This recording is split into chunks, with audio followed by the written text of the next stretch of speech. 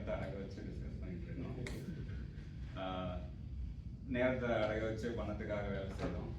இப்போ அதே மாதிரி வேற என்னென்ன அடகு வைக்கலாம், ஒரு பொருளையே அடகு வச்சா என்ன, இல்லை நம்மளோட ஒரு நம்ம சம்மந்தப்பட்டவங்க ஒரு உயிரையே அடகு வச்சா என்ன ஆகும். ஸோ அதுதான் இந்த அடகு சிறுகதை. முதல்ல இந்த முதல் பத்தியில் படிக்கும் போதே ஒரு சர்ப்ரைஸ், ஒரு ஆச்சரியம். ஏன்னா ஒரு மனிதர்களையே அடகு வச்சு வைக்க முடியுமா அப்படிங்கிறது. நம்ம வந்து பொதுவாக நம்மளுக்கு தெரியும், இந்திய சாதி முறை அடக்கு அதெல்லாம் தெரியும். ஒருத்தங்க வந்து மற்றவங்களுக்கு வாழ்க்கை ஃபுல்லாக அடிமையாக இருப்பாங்க. ஆனால் இதில் வந்து கதாபாத்திரம் குப்பமுத்துவும் பிரம்மனும் வந்து ஒரே ஜாதியை சேர்ந்தவங்க தான். தோட்டி ஜாதி, நம்ம அந்த அடுக்கில் வந்து கீழே இருக்க ஜாதி. இவங்களே வந்து பிரம்மன் வந்து அவனோட மனைவியையும் குழந்தையும் வந்து அதே ஜாதியில் உள்ள இன்னொருத்தவங்களுக்கு பணத்துக்காக அடகு வைக்கிறான். இது வந்து ரொம்ப ஒரு இப்போ படிக்கும் போது அந்த ஒரு 100 வருஷம் முன்னாடி எப்படி இருந்திருக்கும், இது எதுக்காக அடகு வைக்கிறாங்க அப்படின்னு அந்த ஒரு நிறையா கேள்வியும் போகலாம். அதுக்கப்புறம் இப்போ மற்ற கதைகளை சொன்ன மாதிரி நம்ம தவசி பிள்ளை அந்த கதை சொன்ன மாதிரி மாதத்துக்கு அவங்களுக்கு 15 ரூபாய் சம்பளம். இங்கே வந்து இவங்க வந்து 10 ரூபாய்க்கு வந்து மனைவியும் குழந்தையும் அடகு வைக்கணும். ஸோ அந்த ஒரு கம்பேரிசன் பண்ணலாம், நம்ம ஒரு மனிதரோட விலை என்ன அந்த காலத்தில் அப்படிங்கிறது. இப்போ கதைக்குள்ளே அப்படியே போகும்போது இப்போ கருப்பியும் குழந்தையும் வந்து குப்பமத்தோட குடிசையில் தான் வாழ்கிறாங்க. ஸோ அடகு வைக்கிறதுனா என்னென்னா, ஸோ பணத்துக்காக 10 ரூபாயை எடுத்துட்டு ஸோ அவங்க 2 பேரும் வந்து அவங்களோட குடிசையில் இருப்பாங்க. அவள் வந்து அப்படியே முனிசிபாலிட்டியில் வேலை பார்க்குறா.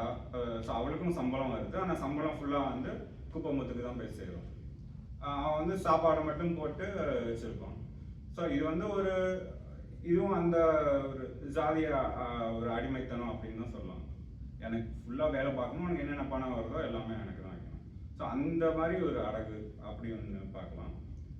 ரெண்டாவது வந்து கருப்பி வந்து ரொம்ப ஒரு மாதிரி கெஞ்சி கேட்குறா இவகிட்ட, பிரம்மன் கிட்ட. தீபாவளி அன்னைக்காவது வந்து காசு கொடுத்து என்ன மீட்டுட்டு போ. ஆனால் முக்கியமான ஒரு கண்டிஷன் என்ன சொல்கிறான்னா, நம்ம கிட்ட இருக்கிற சொத்துங்கிறது வந்து நம்ம கிட்ட இருக்கிற பன்றி தான். ஸோ அதை விற்காம உன்னோட தீபாவளி இந்த மாத சம்பளத்துலேருந்து எடுத்து என்னை மீட்டுட்டு போ அப்படிங்கிறான். அது வந்து ஒரு மெயின், அதுதான் ஒரு முக்கிய புள்ளி இந்த இதில்.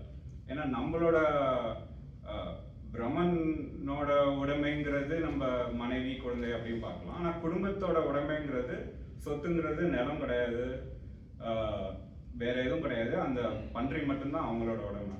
ஸோ அவங்கள அதை இழந்துட்டா அவங்க ஒரு வாழ்க்கையை தொலைச்சிட்ட மாதிரி தான். ஸோ அவன் வந்து மெயினாக அதை மட்டும் விற்காம நீ உன்னோட மாத சம்பளத்துலேருந்து எடுத்து கொடுத்து வாங்கிட்டு போ அப்படிங்கிறான்.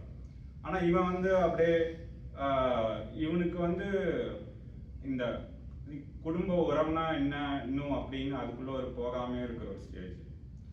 இவன் வந்து அதில் பணம் 10 ரூபாய் வந்தாலும் முதல் நாள் வந்து சாயங்காலமே நண்பர்களோட 5 ரூபாய் குடியில் அடிச்சிடுறான். அவனுக்கு வந்து எது எப்படி இருக்குன்னே தெரில. தெருவில் போகிற சாக்கடை வந்து ஏதோ பாம்பு மாதிரி இருக்குன்னு அதை பிடிக்க போகிறான். அப்படியே போய் வீட்டில் அப்படியே படுத்து தூங்கிடுறான். அடுத்த நாள் சரி மீதி 5 ரூபாய் இருக்கு, ஓகே நம்ம வந்து ஓகே மற்ற 5 ரூபாய் வேற எங்கேயாவது கடன் வாங்கிட்டு திருப்பி எடுத்துருவான் அப்படின்னு பார்த்தா திரும்பவும் இன்னொரு நண்பன் வந்து பார்த்து ஓகே இப்போ ஒரு புதுசாக ஒரு ஒயின் ஷாப் ஓன் பண்ணியிருக்காங்க, ஹாஃப் ப்ரைஸில் கிடைக்குது, ஒன்று வாங்கினா ஒன்று இலவசம் அப்படின்னு சொல்லிட்டு மீதி 5 ரூபாயும் வந்து அது கொடுத்துட்றான். இப்படியே போய் நம்ம கடைசியாக எங்கே போய் பிச்சை முடிக்கிறாருன்னா, இவன் வந்து கருப்பி வேலை பார்த்துட்டு ஒவ்வொரு தீபாவளிக்காக அந்த போனஸ் வாங்க போகிறான். ஒரு மற்ற குடிசையில் போனஸ் வாங்கி போயிட்டு அதை காசு இனாம் காசுன்னு வச்சிடுறான். அப்போ வந்து குப்பமுத்து வந்து கேட்குறான், அந்த பணமும் என்னோட தான் அப்படின்னு. முதல்ல அவன் வந்து அது கொடுக்க முடியாது அப்படிங்கிறா, அது வந்து என்னோட காசு அப்படின்னு. அப்போ வந்து அவன் ஓங்கி அரைஞ்சிடுறான். ஆனால் அப்பவும் வந்து அவள் அழலை, எதுவுமே சொல்லலை அவகிட்ட. ஆனால் அவன் குழந்தை மட்டும் அப்போ அழறான். அப்போ வந்து கரெக்டாக இது எல்லாமே ஒரு நடு தெருவில் நடக்குது. அப்போ வந்து இவன் அப்படியே குடிச்சிட்டு வரான் பிரம்மன் வந்து. அப்போ வந்து அந்த ஒரு கணத்தில் வந்து இவன் வந்து அவனை பார்த்தோன்னே தெரிஞ்சிருது, இவன் வந்து திருப்பி என்னை மீட்டெடுக்க வரல, எப்படி குடிச்சிட்டு தான் வந்திருக்கான், இப்போ இன்னும் திருந்தலை அப்படின்னு சொல்லிட்டு. அப்போ வந்து அது ஏதோ ஒரு மொமெண்ட்ல வந்து அவள் டிசைட் பண்ணுறான், அந்த குப்பமுத்து கேட்காமலே அந்த பணத்தை எடுத்து கொடுத்துடுறா. அப்போ வந்து அது ஒரு இது மாதிரி தன்னையே சரண்டர் பண்ணுறதா பார்க்கலாம். ஸோ அவன் வந்து தன்னை அடகு பொருளாக நினைக்கிறதுலேருந்து ஓகே நான் வந்து ஒரு உரிமை பொருளாகவே கொடுத்துட்றேன் அப்படின்னு சொல்லிட்டு குப்பமுத்தோட உரிமையாகவே நான் மாறிக்கிறேன் அப்படின்னு அப்படி வந்து இவன் நினைக்க ஒரு சான்ஸ் இருக்குது. ஸோ அந்த காலத்தில் தான் அவன் வந்து சேஞ்ச் ஆகும். அப்போ வந்து அவர் ஒரே ஒரு ஓமை தான் யூஸ் பண்ணியிருப்பார் அந்த கதை ஃபுல்லாக, இருட்டறையில் சூரிய கிரகணம் விழுந்தது போல் அப்படின்னு சொல்லிட்டு. ஸோ அந்த மொமெண்ட் வந்து ஒரு ரிடம்ஷன் மொமெண்ட் அவனுக்கு அப்படின்னு பார்க்கலாம்.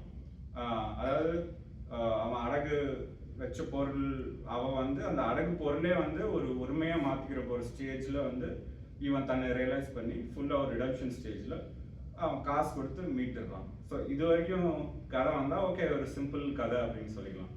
ஆனால் கடைசியாக அவர் சொல்கிறது என்னன்னா அவன் பன்றியை விற்றுட்டு தான் எதை அவன் பண்ணக்கூடாதுன்னு சொல்லியிருக்காரோ கருப்பி வந்து அவன் வந்து பன்றியை விற்றுட்டு அந்த பணத்தினால திருப்பி மீட்டடிக்கிறான். அப்போ உண்மையாகவே அவன் ஆக்சுவலாக இந்த ரிடக்ஷன் அடைஞ்சானா இல்லைனா ஒரு டெம்பரரியாக ஓகே இப்போதைக்கு இது ஓகே இந்த நாளைக்கு ஓகே அதுக்கப்புறம் வேணுங்கும் போது பார்த்துக்கலாம் அப்படின்னு சொல்லிட்டு அப்படி திரும்பியும் குடிக்க போயிடுவானா அப்படிங்கிறது இது ஒரு வெரி ஓப்பன் எண்டிங். அந்த ஒரு இதனாலே வந்து அந்த ஒரு ஃபைனல் சிறுக ட்விஸ்ட் அப்படின்னு இது சொல்லிக்கலாம். இப்போ அடகுங்கிறது இன்னும் கொஞ்சம் விரிஞ்சு பார்க்கும்போது இதில் எல்லாம் சொல்கிறாதான் மனிதர்களே அடகு வைக்கிறது ஒன்று. இன்னொன்று வந்து இவனும் வந்து இவனும் வந்து ஒரு தன்னோட ஒரு அடிமைத்தனத்துக்கு தான் அடகு வச்சிருக்கான், தானே ஒரு குடிப்பழக்கத்துக்கு தன்னையே அடகு வச்சிருக்கிறான். அப்புறம் நண்பர்களோட ஒரு அவங்க என்ன சொன்னாலும் கேட்குற மாதிரி தன்னையே அடகு வச்சுக்கிறான்.